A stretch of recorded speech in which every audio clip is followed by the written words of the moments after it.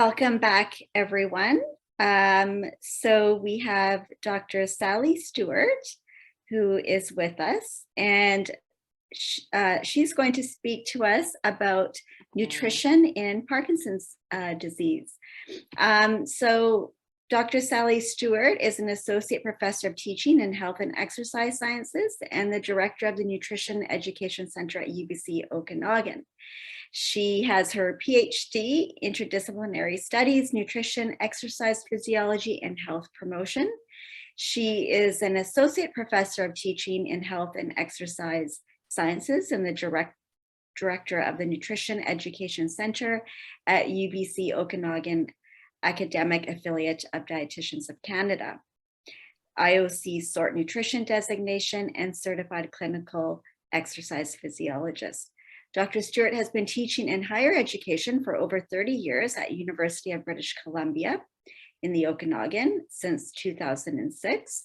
She is passionate, positive, and energetic and as a presenter when it comes to sharing knowledge, skills, and tools for optimal health. Her focus is facilitating health through nutrition and exercise and other lifestyle practices in consideration of personal health or well-being challenges. Her aim is to empower and inspire students and the community. Dr. Stewart, welcome, and thank you for taking the time to join us today. Wonderful. Thank you so much, Alana. Can you hear me okay? Yes, I can. Okay, lovely.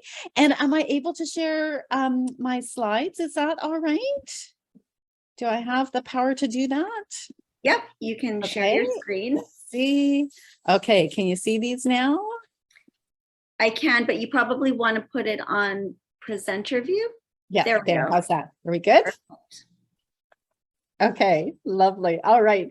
Well, thank you so very much for having me. I'm really excited to be here. Love to share knowledge, and I hope that everybody who is here today will walk away with some good ideas and some new knowledge that you can use, whether you're working personally, whether you're working with clients, patients, or loved ones, and helping them through Parkinson's disease. So I just wanted to say that I am presenting from the unceded territory of the Okanagan peoples, and I'm so grateful to be living and working and playing on these lands, and through my work in health and education, I hope that I'm helping to contribute towards truth and reconciliation. So thank you for being here on a Saturday afternoon and your commitment to this. So that is just lovely. All right, let's just go to my next slide here. And it was funny because when I was looking at the timetable and I'm going, oh my gosh, I basically have like 35 minutes to speak and I have so many amazing things to tell you. So anyways, but I'm hoping to give you some good workable principles that you can take away. And they're just kind of always your foundation when it comes to making decisions around food, nutrition, and eating in the light and consideration of Parkinson's disease. I'm also hoping too that it will complement and add to what the other presentations that you've already had today. So that's great. And I know you've just had a movement break and you just had another break, so maybe you got a snack as well.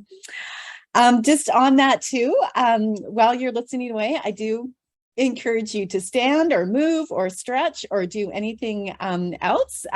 That movement helps us remember things as well. So I move a lot. All right, so my aim today is, again, I had kind of a fun play on words here, just increase your nutrition knowledge around considerations of Parkinson's, give you some of the science behind the nutrients, eating practices and food, fueling and nourishing the body with Parkinson's. We'll also talk about some possible supplements, some of the challenges, some of the medications, the fad diets that we hear so much about, and hopefully sprinkling that with some enthusiasm and inspiration for your healthy eating for life. So this next slide is a busy one. And I did that on purpose because, you know, nutrition is busy. Like every single day we're hearing so much and we see things on the media and, you know, we hear things on the radio and every magazine we turn in, like we're just bombarded by nutrition. And sometimes it's frustrating because we're going like, I don't know what to believe or where I even start. And so often it becomes a point of stress rather than a point of enjoyment. And I think the other thing too, when we're looking at nutrition around health. We know, we all know how much nutrition contributes to our health. But what we've really seen in the last number of years around the research of nutrition and health, that it actually does make more of an impact than we previously knew. And it makes sense. I mean, you think we eat a number of times a day, and what we're eating actually becomes our body. It impacts the trigger or our cells, our hormones, the functioning of all of our cells, everything. And so it's I like to see it as a positive thing. Often if we have a health issue and somebody says, well, we're going to need to change our diet, we often think of it negatively. Like, what are they going to tell me that I can't eat or that I can't do, right? Or I have to go on this crazy restrictive diet. So often we kind of get uptight and kind of negative. And I like to flip that around and go really positive about it and going, what can I eat, right? What do I get to eat? Because nutrition should be fun. We've got taste buds for a reason. And it's exciting because we're in control of what we eat. We have an immense, especially where we live, we have access to so much good food. And so the choices that we make around food actually do make a difference. So food isn't going to cure or completely prevent Parkinson's, but absolutely it can make a difference. And so I'm hoping that you'll get excited about looking at this in terms of what can I eat? And not, okay, what can't I eat? But what can I eat? And, we all have something to deal with. We're all unique. So whether somebody's an athlete or somebody has chronic fatigue or somebody can't sleep or somebody is a senior or somebody is a child or somebody has Parkinson's or somebody has depression or whatever it might be, we all have something. And we can look at our eating and make some slight modifications in our eating and food choices that will make whatever scenario we're dealing with better. Okay. So of course, that's our focus today, is what can we do then with considerations around Parkinson's. So that's why this is a very busy slide. Okay. The word therapeutic nutrition is sort of what I'm referring to here. Is it's more that individual approach. We've got lots of researched and evidence-based principles around healthy eating, but there's things that we can tweak again for whatever the scenario might be. So again, today we're talking about Parkinson's, and so we're taking a therapeutic or an individual approach to nutrition with Parkinson's in consideration. Okay. You'll see my little slide there about food first. Absolutely, if we're looking at food as opposed to supplements, that's where we're going to get the most bang for our buck. Kind of the middle thing here is just that, oh my gosh, there's so much information out there. And I just hope that I can simplify some things for you so you've got some really good, strong takeaway messages from today. Okay, so this is how I've divided up the talk. We're going to talk about fuel, fire, fight, fad, and fabulous. Okay, so your 5 F's there, and hopefully this can be a little acronym that you can help remember some of the key points from today. So let's talk about this first one about fuel. So again, what do I get to eat? Because the main thing we need to do is we need to fuel our bodies. And so what are the reasons, again, in the consideration of Parkinson's? With Parkinson's, we're burning a lot of energy, okay? The body is constantly moving, and so we need to fuel it. The other thing too is that with Parkinson's, we're also at a greater risk for falling because of balance issues and the movement issues. And so if we're not well fueled, if our blood sugar is low, it increases our risk of falling. Okay. The other thing too is if we are not well fueled, then our brain is deprived of energy. So our brain cannot think, we can't make good decisions, our reaction time is slower.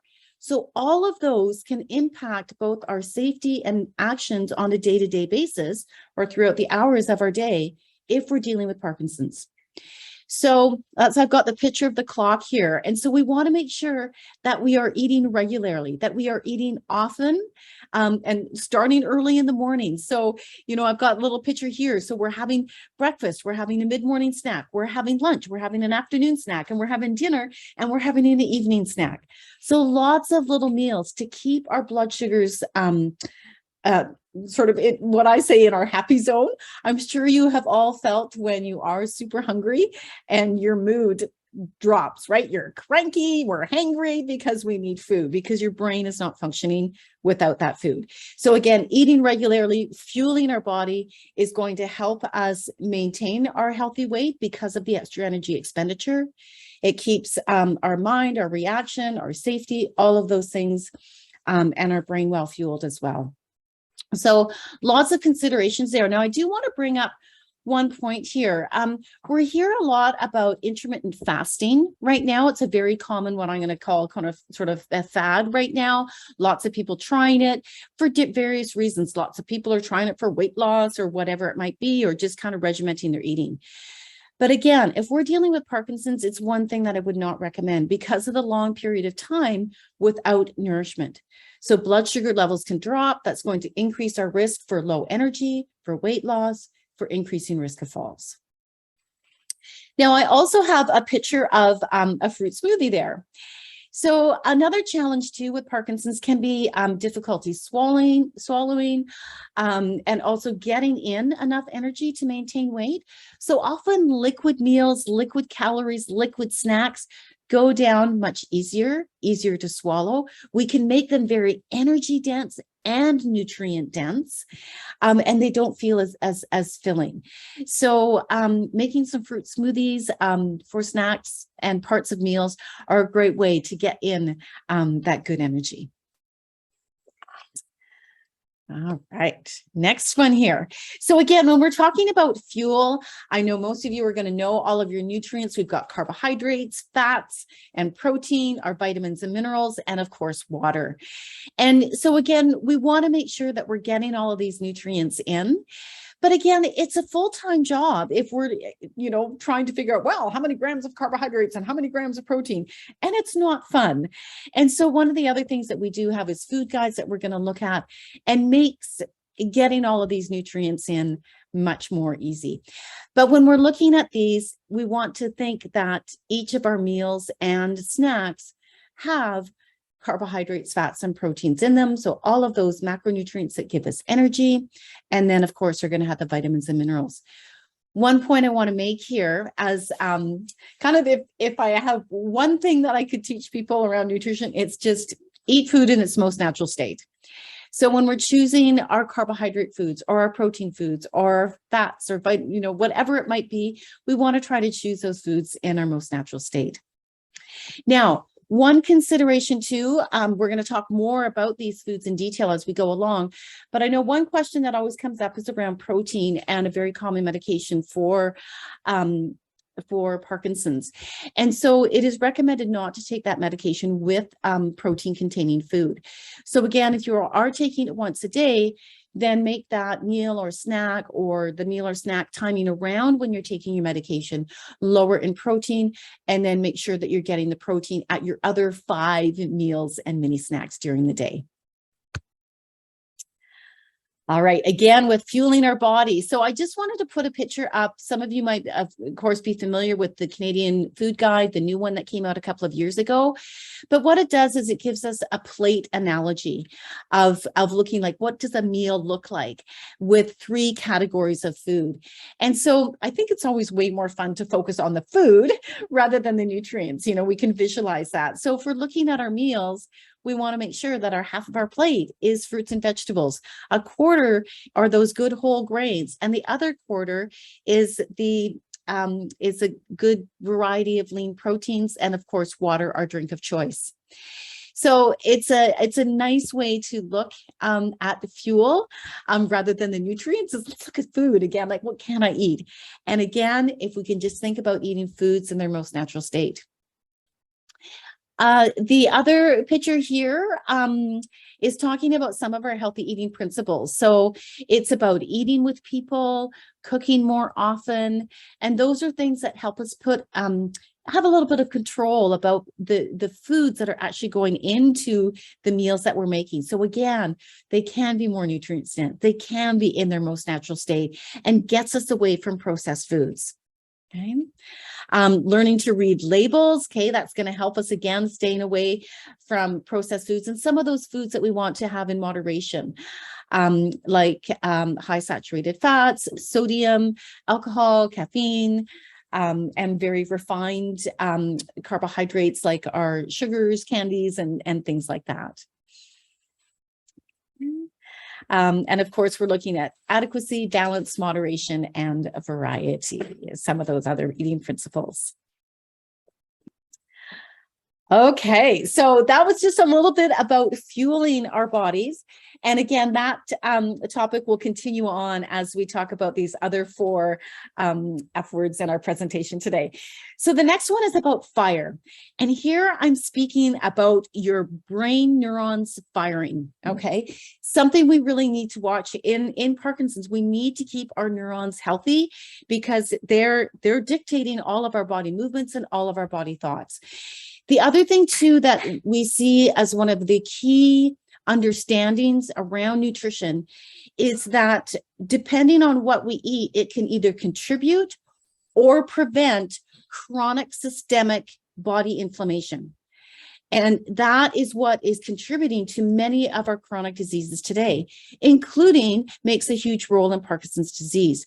So when we're looking at consideration for Parkinson's or any disease or healthy eating for that matter, we want to try to protect our brain neurons, and doing that by eating foods that are anti-inflammatory and antioxidant. Okay, so I've got my little picture of the neuron there. Your whole brain is actually made of fat. And I think that's sometimes, people used to be very afraid of fat, but we have fat and we have brain neurotransmitters that are these chemicals that are telling our brain what to do. And it also impacts our feel-good parts of our brain, so our mood and our emotions. So to keep our brain neurons firing very happily, we really want to try to focus on foods that are both anti-inflammatory and antioxidant. So again, this goes back to step number 1, which was about fueling our body. We talked about balance, variety, moderation. We talked about all of our nutrients. We talked about the plate. We talked about getting foods in their most natural state. And again, that is the best way to get these antioxidants and these anti-inflammatory foods. So if you look at some of these anti-inflammatory foods, we're looking at nuts, fish, lentils, whole grains, fermented foods, all of your produce, yogurt, eggs, olive oil, beans. So again, foods in their most natural state. And you can see that we both have plant and animal sources of foods in there. But again, you'll notice that the animal sources, we're talking more about fish, eggs, yogurt. So not a lot of meat is mentioned in there. Some meat, chicken is fine, but again, we certainly don't want to be focusing our entire diet on that. Now, if you look at the antioxidants, you will see lots of our produce up there. So again, this is where that variety comes in. So I want you to get excited about what can I eat? And when we look at all of these different foods and berries and vegetables and different colors of these fruits and vegetables, these are giving us these antioxidants. So anti means against, oxidant means oxidation. So it's against oxidation. Now we are constantly oxidizing. Okay, every breath we take, when we're exercising, we are always oxidizing. So if we're fueling our body with lots of fruits and vegetables, okay, half our plate, we are going to be getting a lot of these antioxidants, and that will protect these free radicals from damaging our cells and our neurons. Okay, we don't want that happening in our brain. Okay, so extremely important there, but you can see the common threads that go back to fueling our food. All right, more on this firing. Okay, so again, to get these antioxidants and anti-inflammatory foods, it is eating those foods in the most natural state and eating as least processed as possible. These processed foods really contribute to that systemic inflammation. Okay, and so you can see this quote from very pioneer from many years ago, and already they were promoting that. And so we're seeing the evidence in our research today. Okay, so it is foods in those most natural state without those additives. Food can affect the mind. Okay, so really, really important there. Okay, so again, a few more points on this brain firing stuff. And again, with these antioxidants and anti-inflammatory, we often hear the word superfood. Okay. Now, there's no one food or food category or nutrient or whatever that is going to be the one that protects us against this illness or that or this or Parkinson's. Okay. Again, it's about that variety, because the more variety of food we have, then the more opportunity we have to get all of these different nutrients and antioxidants and anti-inflammatory foods that can protect and keep our body strong. Okay, so if we look at these superfoods, okay, and you'll see them in any, online and advertised, but again, really, it's just these foods in their most natural state. So any produce, berries, eggs, we're seeing some of these foods already that we highlighted a minute ago in antioxidant and anti-inflammatory foods. Okay, if we can eat local, awesome. Not only are we providing support for our local farmers and businesses, but again, if we're eating local, we're getting the most nutrients, most natural state, least traveling, loss of nutrients, and all sorts of wonderful things. That way, less pesticide use. So again, much better for your body. Okay. And again, I want to highlight again the moderation of fats, sugars, and added salt. Again, those refined foods really impact our inflammation. Okay, I feel like I'm talking really fast, but we'll have time for questions at the end. But here we go. Okay, so we've talked about fuel. We have talked about the next one, which was firing, our brain firing. So this next one I want to talk about is our fighting foods. So foods that are fighting for your health. And so one of my favorite words in nutritionals is phytochemicals. Okay, so you can see the different spelling here, but I like it because it sounds like these are chemicals that are fighting for your health, and they absolutely are. So these are biologically active components in plants. So when we eat our plant foods, again, half your plate should be fruits and vegetables. Then we are also getting these biologically active components in the plants that are fighting for our health. They are protecting our immune system.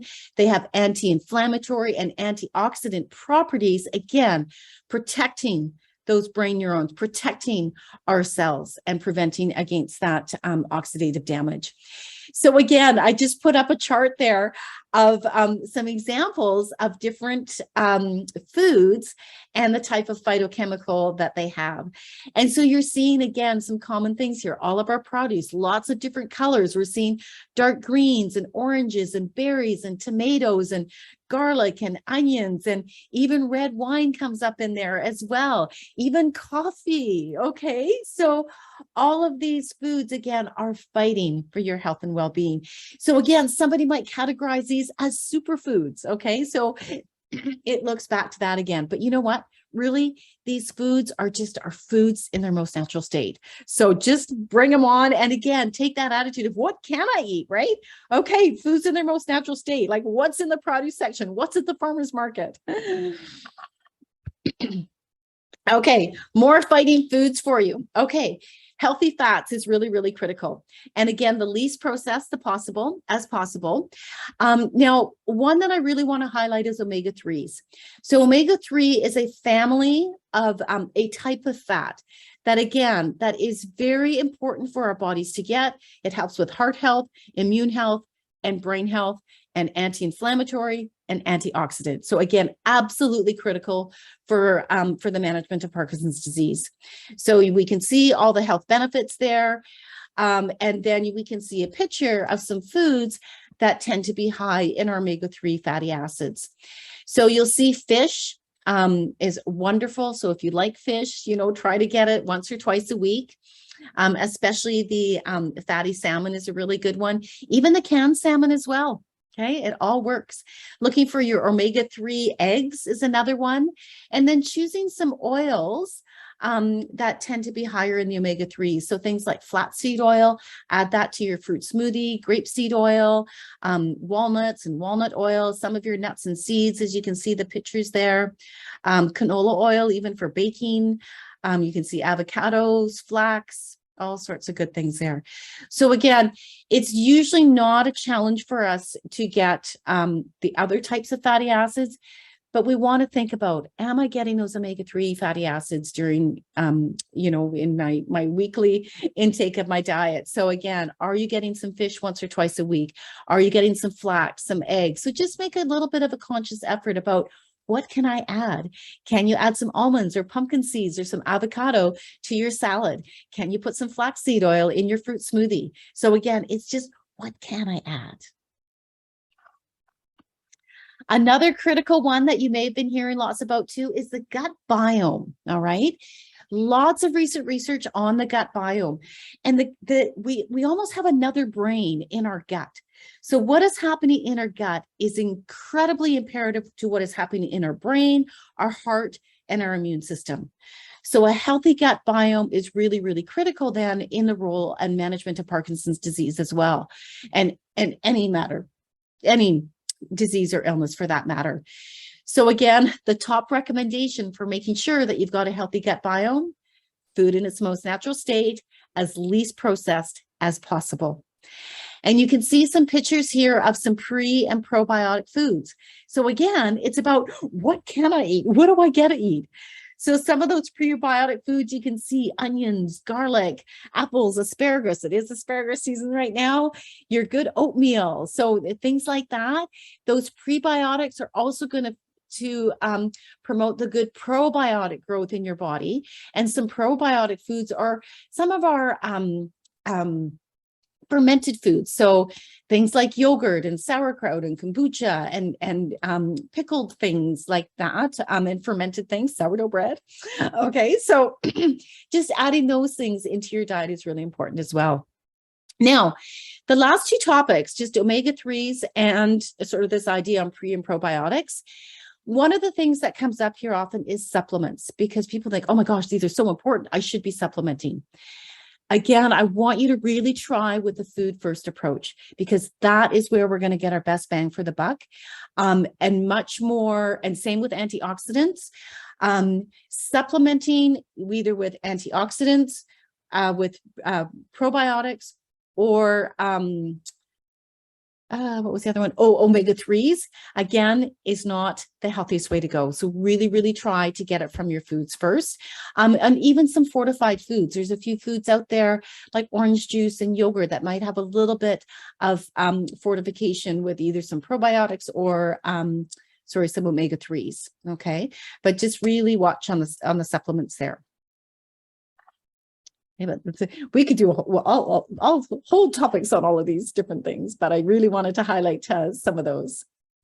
Okay, one more in terms of some of these fighting nutrients for you are those for your bones. Okay, so again, really, really important for Parkinson's individuals to really take care of their bone health. Because of the higher risk of falling, then we want to make sure those bones are strong if a fall does happen. The other thing, you can see my background slide here is people pole walking. And I know you have done some karate exercise during today, which is fabulous. Keeping active is a fabulous way to keep the muscles strong, to keep the bones strong, to help with balance, to help with movement. And that is so, so important, and overall health as well. Okay, we all need exercise, but those are some of the really, really important reasons for somebody with Parkinson's. It helps keeps those muscles strong. And then you balance that with a good dietary intake, like getting the adequate protein to keep the muscles and bones strong, just not when you're having your PD meds, okay? But making sure that you are getting those medications to help keep those bones strong. And the actual exercise helps keep the bones strong as well. Balance, muscles strong, so you're able to catch your balance better as well in case you do trip. Okay, so again, adequate protein, calcium, vitamins B12, vitamin D are very, very critical for strong bones. So again, trying to take that food first approach. If you eat dairy products, great way to get the calcium. If not, if you're eating plant-based, to get the calcium, make sure those products are actually fortified, because not all of them are. Vitamin D is often a supplement that is recommended because where we live here, we're often not getting enough. And certainly right now, we haven't seen very much in our springtime and supposed summer. So we might need a little bit more. Okay.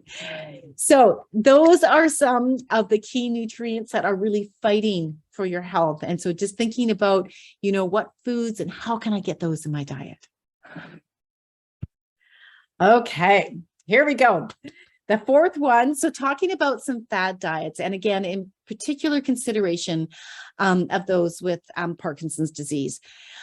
Okay, there are so many fad diets out there. Typically, we call a fad diet a diet that is popular for a time, that often promises, that are unreasonable, okay, whether it's weight loss or health improvements or whatever the claim might be. It might start on maybe a true fact, but it's embellished and it's just gone overboard. Anytime we have a fad diet, they are typically extreme in some way. If the diet is extreme, there's going to be extreme consequences and not necessarily beneficial consequences. One of the things too about the fad diets is that we hear so much about them and all these amazing things, and people just want to jump on the bandwagon because we're a quick fix society. Let's try this and maybe it'll fix this, okay? Typically, it is around weight loss or health, okay? But again, there are false claims for the most part. The other thing is with any illness, but again, when we're talking about Parkinson's, we're already dealing with a lot. So now to throw in a very strict fad diet, think of the added stress, logistical issues, and potential negative health consequences with unproven health gains. Think about what that adds. Somebody with a chronic illness already has enough stress. People with chronic illnesses often have mental challenges and depression as well because of dealing with this chronic illness. So now you throw us on some sort of a fad restrictive diet that is not, is false claims, that adds to it, and we're not going to get the benefit. We want our nourishment to help us flourish when we are challenged with this. And again, we have taste buds for a reason. And so eating should be enjoyable as well, nourishing your body and soul. So some of the very popular fad diets that I want to bring up, one is intermittent fasting, which I did mention a little bit at the beginning of my talk around fueling.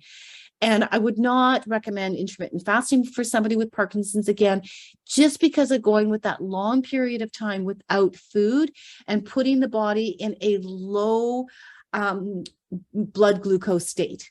And when, with low blood glucose, low brain energy, we're not making good decisions, increases our chance of falling, low concentration.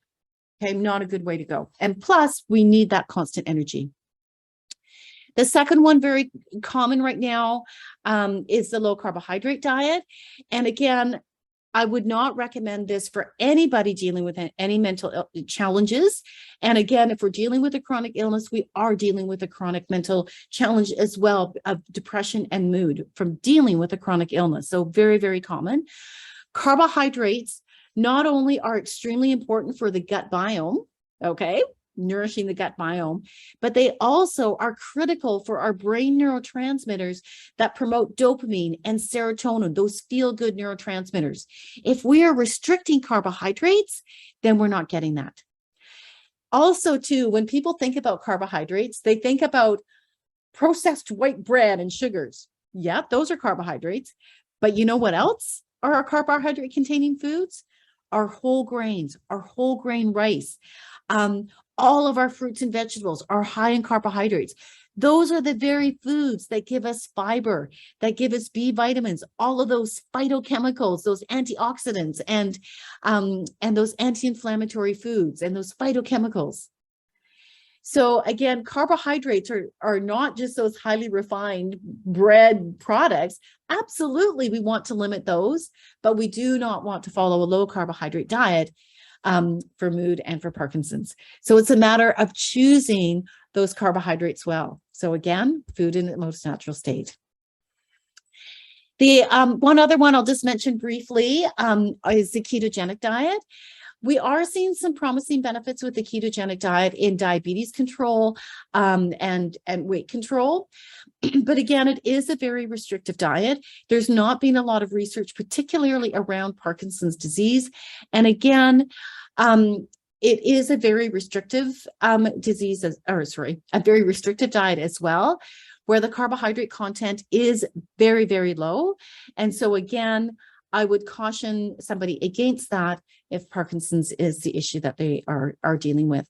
And again, for any of this, if people are wanting to try something, a different diet, then I highly recommend seeking out our nutrition professionals. So again, a registered dietitian or a PhD in the area like myself that has some knowledge around this. Okay. So yeah. All right. So instead of my why, I've been trying to give you the why behind all of these ideas and tips that I'm giving you. And this one, I'm kind of giving you the why not. Okay, so let's end with the fifth one, the fabulous. All right. And I'm hoping you're seeing that through the 4 first F's that we've talked about, that you are seeing some fabulous in this, and about the foods that we do want to be focusing on and enjoying while we're managing our Parkinson's. So again, I want to bring back that idea of the joy of food and the celebration of the good things to eat. And we have so many good things to eat. And I think we can all get excited about coming into the summer and farmers market and things like that. The other part about the fabulous that I want to really highlight here, again, are our brain neurochemicals, those things that make us feel good. And there's so many things that do impact those brain neurochemicals, like exercise and social and music and all sorts of wonderful things, doing acts of kindness even, but also food. And I have mentioned this a little bit before when we were talking about certain foods in their most natural state, some of those carbohydrates and phytochemicals, because those are those foods that are helping in the production of those brain neurotransmitters. So again, like dopamine and serotonin, and helping us decrease the stress hormone cortisol. And so again, here are a few of those mood boosting foods: bananas, grapes, almonds, even dark chocolate, the walnuts, again, for the omega-3s, avocados. We've talked about those before as well. Okay. And I did even mention caffeine in there as well. It also does help with those brain firing. So, but again, caffeine in moderation. All right, more fabulous. Now, I did put this in the fabulous because supplements do play a role. And if we do have certain health issues, food allergies, certain food groups or foods that we're not eating that do contain key nutrients that we need to manage our health, Parkinson's, bone health, mood, whatever it might be, then first of all, let's look, can we do it with food first? And if not, then maybe we do need to turn to a supplement. So again, I did comment about that, about vitamin D is one we often have to supplement. If people are not getting adequate calcium and you can't do it from food, or you have osteoporosis or low bone mass, then maybe looking at that calcium as well. If people are vegetarian, then we have to look at that B12. So again, we want to look at that. But again, if you do have allergies, food groups, foods that you're not eating, again, it's something that you want to talk more about with a registered dietitian, because when it comes to supplementing, the best way to go is to supplement with the nutrient of need, as opposed to a kind of a multi, kind of one a day, your catch-all, because often it doesn't have the right balance of the nutrients that you really, really need. Okay, and I'm going to end on 2 other fabulous here, but kind of putting them in the perspective of a diet, of 2 diets, well, actually 3, that we have seen that represent the majority of all of these sort of healthy eating principles that we've been covering today. So we have the MIND diet. And so the MIND diet is for the mind, for mental well-being. It's actually a combination of the Mediterranean diet as well as the DASH diet, which is about low sodium. But again, if we look at the characteristics of this MIND diet, leafy greens, and lots of them during the day, okay? Berries, whole grains, fish, poultry, beans, nuts, olive oil, avocado oil, and limit red meat, sweets, fried foods. Does this sound familiar? Absolutely. Okay, so we're seeing these common principles that are well documented in our research and that are absolutely going to be critical for helping in the management of Parkinson's disease and any disease or health issue for that matter. And then here's a picture of the Mediterranean diet. And again, it's following these characteristics of providing these food categories that give us all of these anti-inflammatory foods, these foods with phytochemicals, these foods with antioxidants, food in its most natural state, and then enjoying things like wine in moderation, caffeine a little bit, the dark chocolate, those fit in there as well. And I like this pyramid too, because it absolutely does show us that daily physical activity at the very base of the bottom of that pyramid as well. And then, of course, we did have what I did present to you earlier with the Canada Food Guide as well, and the plate analogy. And showing you basically the food categories and encouraging those principles: balance, variety, moderation, and foods in its most natural state. So I have done a really fast chat here about 5 things. We talked about fueling the body, firing and keeping those brain neurons healthy. We have talked about fabulous was the last one. We have talked about the fad diets. And oh my gosh, what was the third one I talked about? I can't even remember. Oh my gosh. Can you remember? Who can tell me what was the third one? Supplements? Fighting. Phytochemicals, my favorite word. Okay. All right. And I think, Elena, I ended just like right on that 421. Okay. So I do want to open this up now. I'm going to stop my screen share because I would love to see anybody that wants to answer a question. So I would love to help with any questions here. So I'm seeing some in the chat. Alana, do you want to read them out, or do you want me to, or what? How do you want to go about this? It's up to you. I can read them for you, or if you want to read them yourself, you can do that as well. Okay, you know what? Let's see. Okay, here we go. Okay, so that's okay. Here we go. The questions. Okay, so the medication is the I want to make sure that I pronounce it right. Yeah, levodopa. Yeah.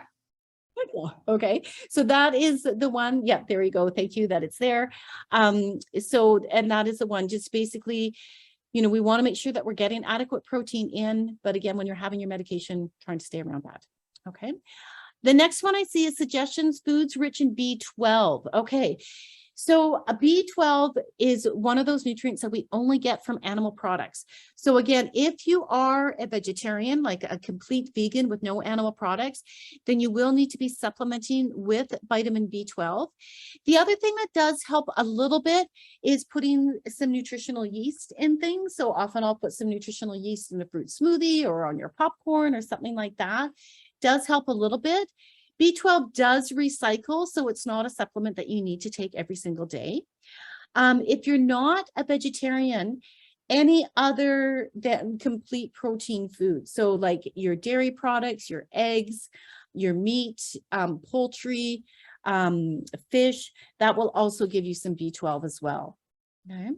So even if you're eating just, you know, a couple of servings of that, you know, during the week, you know, and some eggs, getting the variety, you'll be fine there. Okay, the next one here. Yes, constipation is a common problem for PD patients. Okay, yes. Okay. So yes, you've got the obvious there, the fluids, the fruit, veggies, whole grains, and anything specific. Okay. So again, it's kind of like this thing about the happy medium, right? And so one of the things that is really, really helpful here is, again, spreading out your intake of your fruits and vegetables, of your high fibery food. So having a little bit of fruits and vegetables and whole grains at every single meal and snack. So it's not kind of all at one meal, because what it does is it keeps your kind of your digestive system active. It helps keep the muscles working, those smooth muscles working to help push the food through. But it's not like if you have it kind of a lot at one meal, it just kind of like almost floods your system, and that's what kind of really blocks you up. So it's almost a little bit often. And so it's just how I mentioned on eating frequency. So eating little and often can really help with that sluggish digestive system.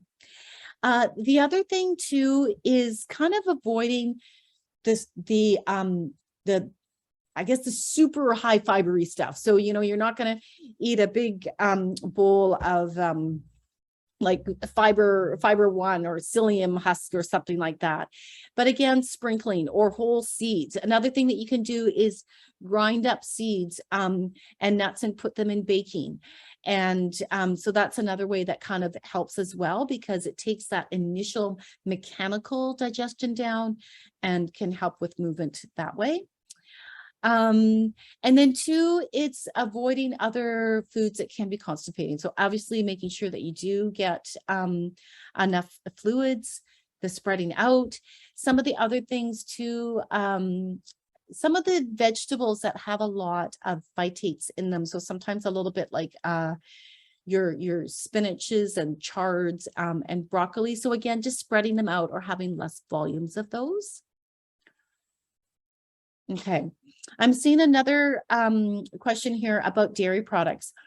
And to be honest, dairy does not cause inflammation unless you do have food allergies or lactose intolerant. Dairy is actually showing some very positive impacts around healthy gut biome, which we did talk very importantly about. It's also very helpful with hormonal control, calcium absorption and management, bone health for sure, as well as weight control. I know we do hear a lot of stuff around dairy products, basically, how the cows are raised and hormones in them and antibiotics and all this kind of stuff. We're very lucky to be living in Canada with Health Canada regulations around that. So again, your dairy products in their most natural state can provide huge amounts of nutrients and quite a few health benefits as well. So unless you do have lactose intolerance or allergies, then dairy does not cause inflammation. Milk is fortified with vitamin D. Yes, it is. So if you are getting adequate milk in, so I would say, like, if you're getting kind of 3 glasses of milk, or if it's a variety of yogurt and milk and other dairy products and cheese, you may be getting adequate calcium and vitamin D in your day. If not, then you might need to look at that vitamin D supplement. Okay, another question here about constipation and bananas. Okay. So bananas are not necessarily constipating, and they do provide, you would have noticed, you would have seen them on another picture. They are a good prebiotic food. They do have some fiber in them. What I suggest is just doing half a banana. Okay, so just having half a banana at a time. If it's a big one, even a third, and then making sure you're having it with other foods as well. So if it's part of a snack, then have a bit of a banana and, almond butter and a glass of water or something like that, or putting it in a fruit smoothie, or it's part of a fruit salad that has some other berries and things like that in it. Okay. Okay, so thank you about the colorful slides. Thank you. Anything alarming having to be on a gluten-free and dairy-free diet with PD due to allergies? Okay, so if you're dealing with gluten-free because of celiac and dairy-free for allergies or what other intolerances, whatever the reasons, then really there's nothing major there. What it does do, though, is it just brings your range and variety of food down. So just a couple things that I do want to highlight, though, is like the gluten-free. One of your best grains, gluten-free, is actually oat. So if you're getting your gluten-free oats, using them in baking, even grinding them up and using oat flour, very cost effective. And it's a very good one for fiber for Parkinson's disease. Much better than if it's a very wheat brand. Well, you can't because if you're gluten, but it's more of a soluble fiber, which is better for those with Parkinson's. So so that's a good one to do there. Corn and rice, again, are other good grains for gluten-free. But again, corn is not very nutrient dense and neither is rice. So I really try to urge you to try to get more of your whole grain and wild rices, brown rices and things like that. And then again, looking at your dairy-free alternatives and making sure that they are fortified with calcium and vitamin D to keep those bones healthy.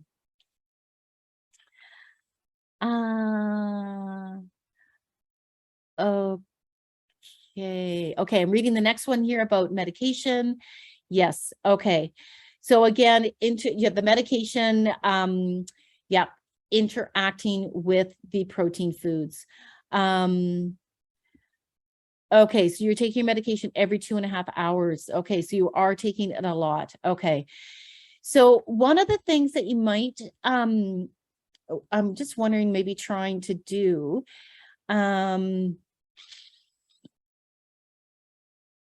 is again, really then trying to, because if you're taking your medication that often versus just once in the day, is focusing your protein foods in your 3 meals and not in your snacks. So that might help.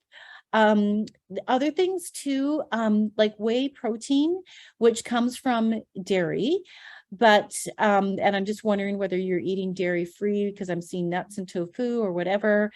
But even some of the protein powders, even if you're getting a plant protein powder and putting it in a shake, it is a very efficient protein, efficient in absorption. So that might speed up the efficiency of absorption of the protein.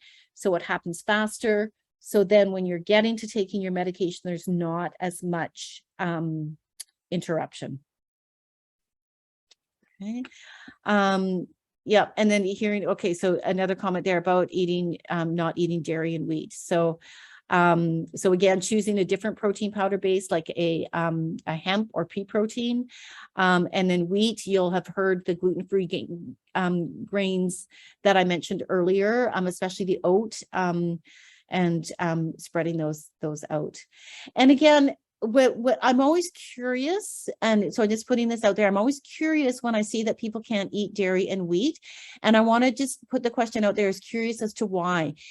Is it an allergy that was done by an allergist? Is it lactose intolerant? Do you just physically feel it?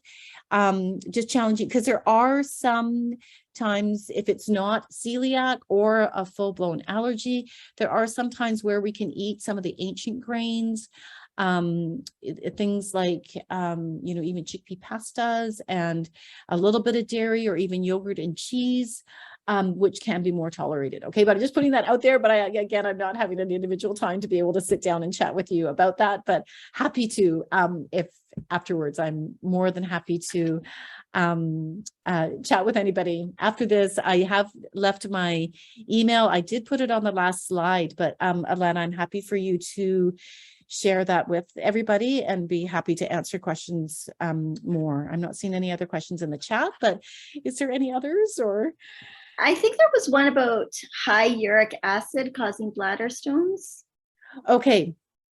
Oh yeah, here we go. Yes. Okay.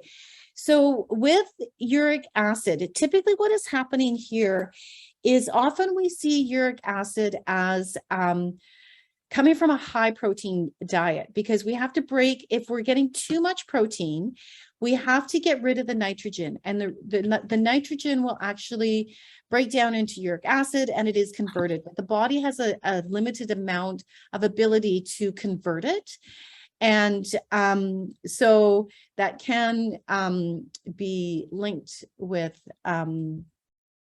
stones as well as gout. So again, it might be from ingesting too high protein, but again, we'd really have to look at that. Like I need to see kind of everything that we're seeing in a diet. So again, I think it's hard to answer that question completely without chatting more with you.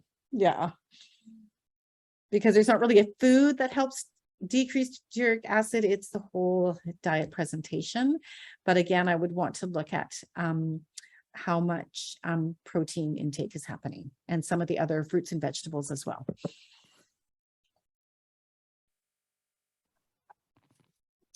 All right, Alana, did I miss any others? I don't think so. I think that was the last question. Okay. So we could probably wrap things up. Yeah.